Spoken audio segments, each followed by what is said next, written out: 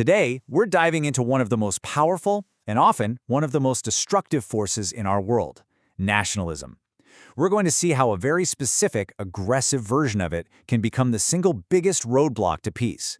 And we'll use the war in Ukraine as a case study to understand exactly how this kind of ideology works. The goal here is to really unpack the thinking that fuels conflict, so we can better understand what it might take to build a real, lasting peace.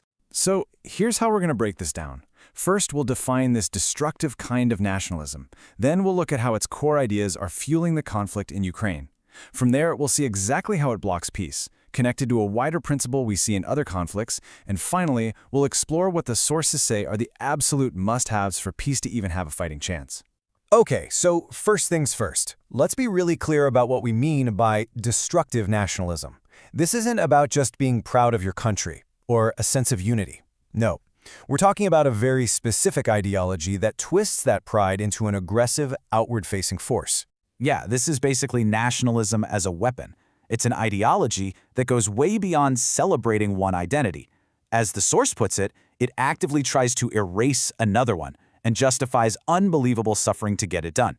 This is the core problem we're digging into. All right, let's connect this to our case study. In the war in Ukraine, this nationalist ideology isn't some side story or a flimsy excuse. It's actually presented as the main intellectual argument for the entire conflict. And this is exactly why. If you want to understand the path to peace, you first have to get your head around the ideas that are actively preventing it. This isn't just a fight over land or resources. It's a conflict that's really rooted in a belief system, a system designed to make aggression seem logical and make compromise almost impossible. At the very heart of this ideology is the concept of Ruski Mir, which translates to the Russian world. The basic idea here is that Ukrainians, Belarusians, and Russians are all fundamentally one people. And if you believe that, then you are by definition denying that Ukraine has the right to exist as its own separate sovereign nation. Now, this idea of the Russian world doesn't stand on its own. It's propped up by two other huge pillars. First, there's a rewriting of history, using the shared heritage of Kievan Rus to claim a single, unified past. And second, there's a geopolitical angle that paints NATO expansion not as a choice made by free countries, but as a direct, existential threat to Russia itself. You put those three things together, and you've got a powerful, self-contained argument for war. So once you understand that ideological foundation, it becomes, well, painfully obvious how it acts as a direct and massive barrier to any kind of real peace process. I mean, think about it. If you truly believe another nation has no right to exist, why would you even bother with dialogue? This worldview just naturally puts force above everything else. It operates outside the rules of international law because, from its point of view, those rules just don't apply to what it considers an internal family matter. And the result, of course, is just tragic, immense human suffering. In the real world, this blocks peace in three critical ways. First, it flat out denies the legitimacy of the other side. Second, any so-called peace terms aren't about resolution, they're about subjugation, like demanding they give up territory. And finally, because this is presented as a deeply held belief, not just some political tactic, it leaves almost no room for the kind of compromise you need to end a war.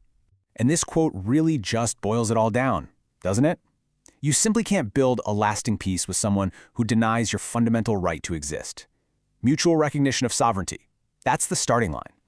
And it's the one thing this ideology absolutely forbids. Now, it's really important to understand that this phenomenon, an ideology twisting history and religion to deny another group's legitimacy, is not unique. Let's zoom out and look at the broader principle at work here, because you can see it in other conflicts too.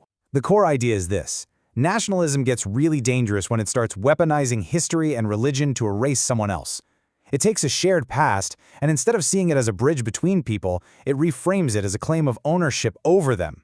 To make this principle crystal clear, the source material draws a parallel. On one hand, you have Russian nationalism using a shared Orthodox heritage to deny Ukraine's independent identity. And on the other, it points to how some secular Arab nationalist movements have pushed a political narrative that downplays or marginalizes the deep historical and religious roots of Jewish people in the Middle East. So the common thread here, the big takeaway, is that no matter what conflict you're looking at, when one group's nationalism is built on wiping out the history or religion of another group, you've got a fundamental roadblock to peace. The two sides can't even agree on a shared reality to start from. Okay, so if this kind of exclusionary nationalism is the barrier, what's the way through? Well, the sources also lay out what they see as the necessary conditions for a real, true peace to ever take root. The path forward seems to follow a pretty clear three-step logic.